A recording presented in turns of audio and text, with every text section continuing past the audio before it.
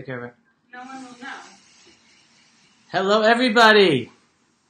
This is Avi below, and in memory of my very good friend Ari Fuld, I am here to teach you some pre-Sukkot holiday Torah. All right? All right, this is going to be short, or I hope it's going to be short. Let's see how short it's going to be. We're going to get right into it. Basically, today, I put up two different questions. Question number one is, why do we have to be so happy on the holiday of Sukkot? What's there to be happy about? It's a holiday. All right? Aren't we happy on every holiday? What's so special about being holiday on the Feast of the Tabernacles, the holiday of Sukkot? So that's question number one. Question number two, what's with all these ancient guests? All right, those who are not familiar with the Sukkot holiday, well, we have ancient guests, and I'll get to that in a second.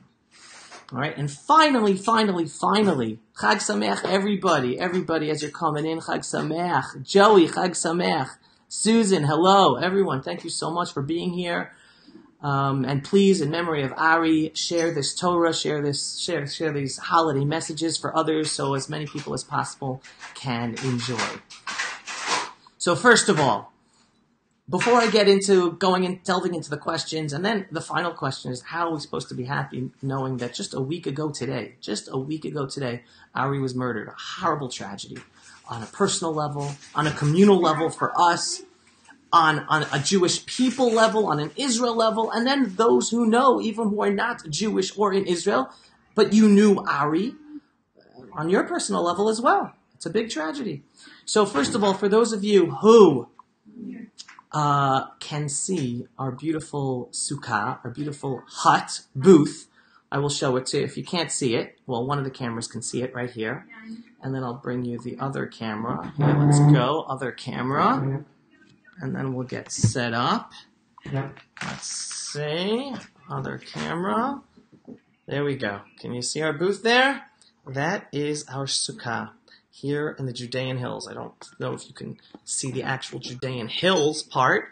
You definitely can't see the unbelievable view we have of Jerusalem from our porch. But that is our special sukkah here in the Judean Hills, here in the ancestral homeland of the Jewish people, where we Jews are supposed to be, where Jews are supposed to build their huts for the sukkah holiday, here where Jews are supposed to do all the commandments that God gave us in the Torah, right here, baby. Now, again, before going into the questions, you might have noticed, or those of you who have the camera who can see, and this is on Twitter, we have an open view to Jerusalem. Many of you are thinking, wait a second, I've seen these sukkah huts before. They are four-walled huts. Like you sit inside, there are four walls. How come we have an open wall? Great question. And the answer is simply, according to the Torah, we have all the rules. We know how we're supposed to do things in order to fulfill the commandments. Everything is written down for us.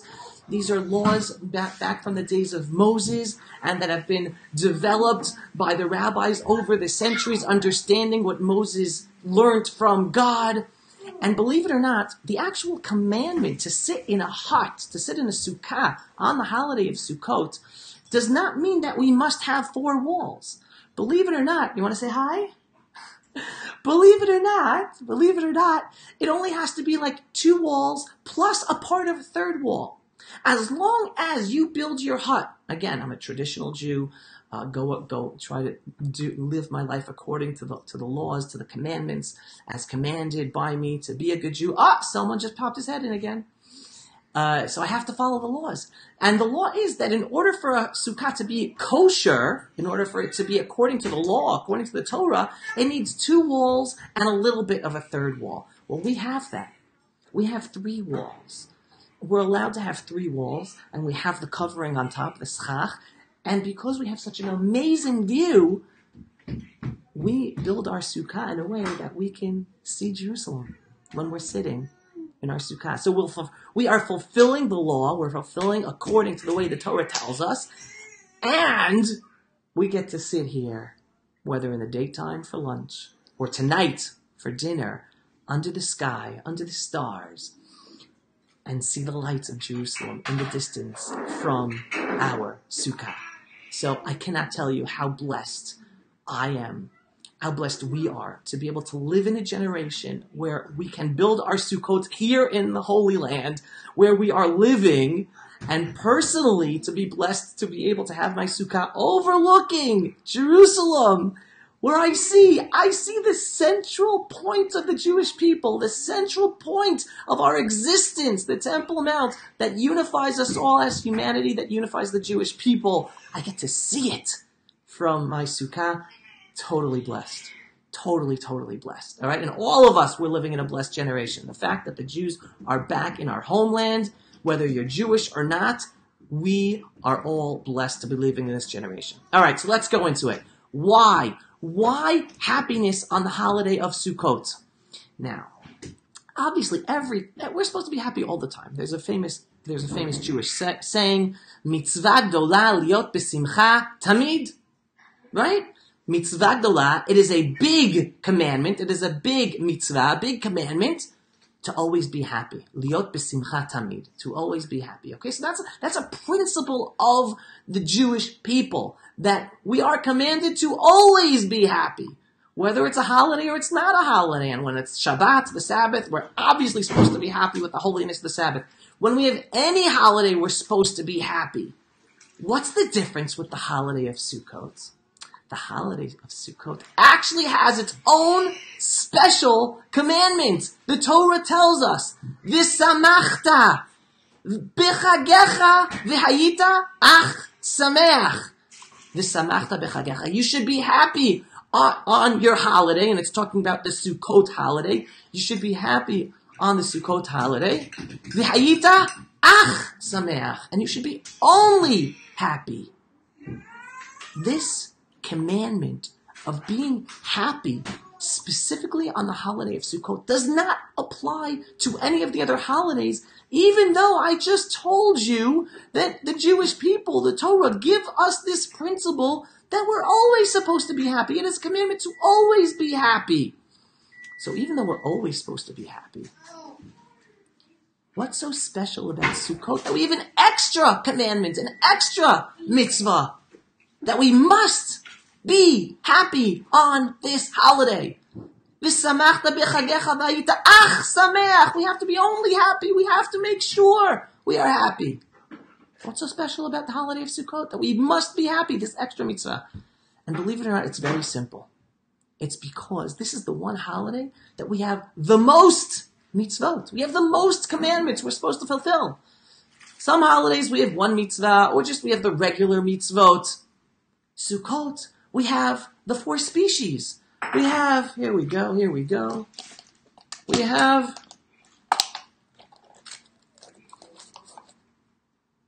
have our special, it's not a lemon, folks, it's called an etrog.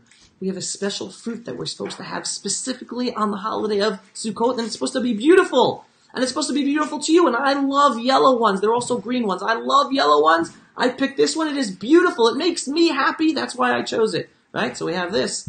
We have the palm branch. All right? We have the palm branch, folks. Let's get the palm branch out so you can see what we're talking about. All right? We have a palm branch we use. We have the 2 last species. We have the myrtle and we have the willow. And then we put all of these together. And here we go. We have the 4 species, okay? This is the only holiday when we have these special props to use during a holiday.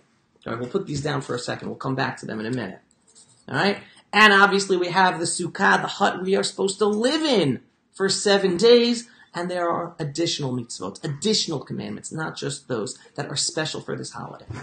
So the one thing, again, that differentiates the holiday of Sukkot from all other holidays that we keep, and the Jews, we got lots of holidays, is that it's the one holiday that we have the most commandments, the most specific, unique commandments we are supposed to fulfill in order to properly follow the holiday. So Now you ask me, okay, great, Avi. So you have the most commandments you have to do. What's the connection between that and being happy? That question has within it the answer. Okay? I'll take a step back. First of all, usually in life, when you are told you must do something, you're not so happy about it. Right? You're a child. Your mother tells you, you must clean your room. You don't want to clean your room. You try to get out of cleaning your room.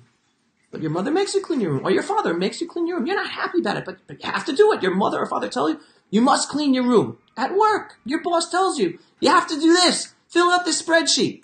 Or build this. Or be here on this time. And don't be late. And you must do this. And you're scared. You have to do it. If you want your job, you have to follow the rules. You have to follow what your boss wants you to do. So usually, we think to ourselves, I see someone coming in the phone. Usually, when we think about having to do something, when we are commanded to do something, I see even more. We're usually not happy about that, but we do it because we must do it. And here comes the beauty of the Jewish people and our lives. Because when we say to ourselves that we have 613 commandments, and we're supposed to live by them every single day, we're supposed to be happy doing them. Doing these 613 commandments that God gave us, he made it into the frame. Doing these 613 commandments are what is supposed to help give us happiness on a daily level. We are not supposed to feel pressured or forced to follow their commandments.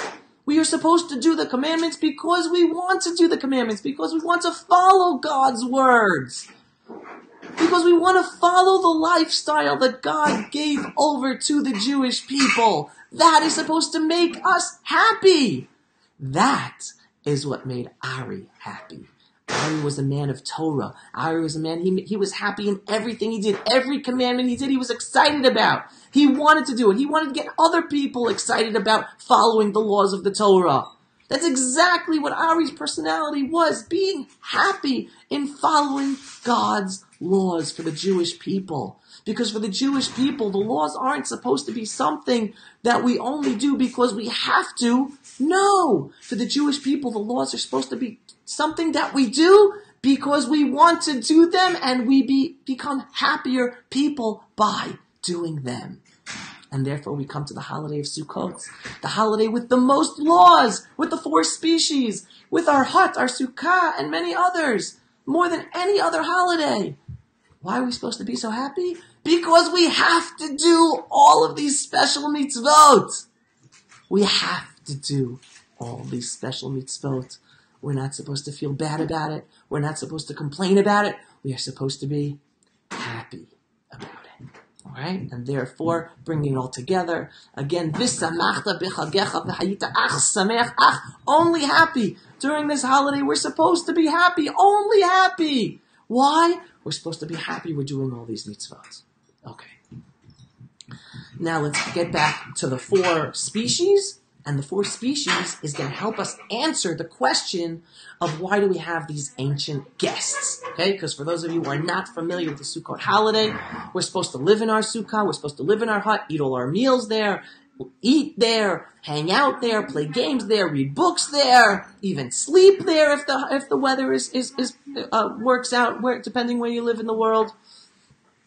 And every day, a different ancient guest is in our presence. And we're talking about the patriarchs. We're talking about Abraham, Isaac, Jacob, Moses, Aaron, Joseph. Right? Every night, there's 7 days of Sukkot, so every night's a different ancient guest. And we're supposed to welcome that ancient guest, and that ancient guest is with us in the Sukkah, celebrating with us. So the question is, why these ancient guests? All right. So here's the prelude to the ancient guests. I showed you the 4 species. Come here, help me. Help me. Come here, help me hold the 4 species. Here we go. I'm talking to you. I'm fine. Okay, they don't want to be in it. Okay, here we got the 4 species. What'd I tell you? The palm branch, I forgot what this is in English, but it's called an etrog in our Jewish language, in the Torah language. And then we have the myrtle, and we have the willow branch. All right, these are our 4 species. Each one represents a different type of person. This is so important. Each one represents a different type of person. How? The etrog, this lemon-like fruit, has a good taste and a good smell. Right? Right? All right? It's a good taste and a good smell. Okay? Very important. Listen to what I'm saying. Right here. The palm branch. The palm branch is from a date tree. Dates have a good taste. Okay? Not necessarily a smell. The tree doesn't have a smell, but the dates have a good taste. All right, so what do we got? We got something with a good taste and a good smell. We got something with a good taste. We come to the myrtle. The myrtle doesn't have a good taste, but it has a good smell. You guys are already figuring this out? The willow, nothing. Not a good taste and not a good smell. So these are our 4 species. We get it all. Yes. 6 or 7. All right, we got to do this quick. So we got these 4 species. Each one represents something else. That's exactly what the Jewish people are. We're all different. We are all different. Every person is different. Every species here of the 4 species represents a different type of person. Forget about interpreting what type of person. Doesn't make a difference right now. But each species represents a different type of person. Someone's a good singer. Someone's a horrible singer. Someone is a super nice person. Someone is a really mean person. Someone gives a lot of charity. Someone doesn't give any charity. Okay? All different types of people. We hold these 4 species together for ourselves and to proclaim to God that we understand we are a people of many differences. And yet, we're supposed to be a unified people. Even with our differences, we're supposed to be a unified people. So the holiday of Sukkot, every day, we hold all these 4 species together to say, God, we are a unified people. Help us overcome our differences and stay a unified people. Okay, what does this have to do with the ancient guests? The ancient guests are ancient. They're not here with us, but their souls are with us if we allow them to be with us, as I explained in the Torah session we had on Friday. So we're not just a unified people of who we are today. We are a unified people with every one of the Jewish people from generations past and generations moving forward. That is a consciousness of the Jewish people. We are a wholesome unit that is not any pinpoint in time. We're a people that part of our being is not connected to time. We're connected, and we invite our ancient patriarchs into the sukkah, into the hut with us. And we're with the future generations of Jews. We are all together. We are all working towards a better world. We are one connected people, generation to generation to generation. And when we come to Ari's part of that. Because again, his body is not with us, but his soul is. So if we allow it to be with us, it will be in the sukkah, in the hut with us. Just like the patriarchs. And even more than that, how are we supposed to be happy? First of all, we're supposed to be happy this holiday, even though Ari was murdered last Sunday. Because Ari wants us to be happy. Ari right now is up in the heavens, smiling down on us. And he's saying, you guys better be happy. Better be happy. My life was about happiness. My life was about Torah. My life was about being happy, doing all the commandments. You guys better be happy. Yeah, you can be sad for me a little bit, but the holiday of Sukkot, when we are commanded to be happy, we all must be happy. It's not easy for all of us, and it's something we all have to overcome. But yes, the holiday of Sukkot is about happiness. It's about being happy for who Ari was and who Ari still is with his soul all around us, and how we can be better people and happier people by taking within ourselves all the great lessons we've learned about the fabulous, amazing, heroic personality that was Ari Fuld, that still is in the universe today with his spirit. So folks, Chag Sukkot Sameach. Happy Sukkot, happy Feast of the Tabernacles. If you're a Jew, enjoy doing all these mitzvot. Enjoy doing all these commandments as much as you can, depending upon what your level of observance are. Well, try to do it a little more. But whatever you do, don't think about what you're not doing. Whatever you do, be happy doing it.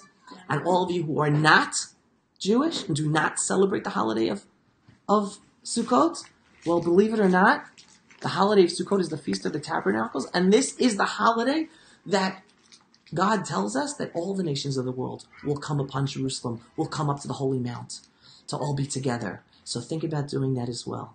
Visiting Jerusalem for this Feast of the Tabernacles, whether not this year, then next year, or another year, and be part of this unbelievable happiness that we experience as a nation in our homeland, in our ancestral homeland, right here in the land of Israel. Chag Sukkot Sameach, everybody. Thank you so much for watching it. And as Ari would say, share, share, share. Chag Sameach.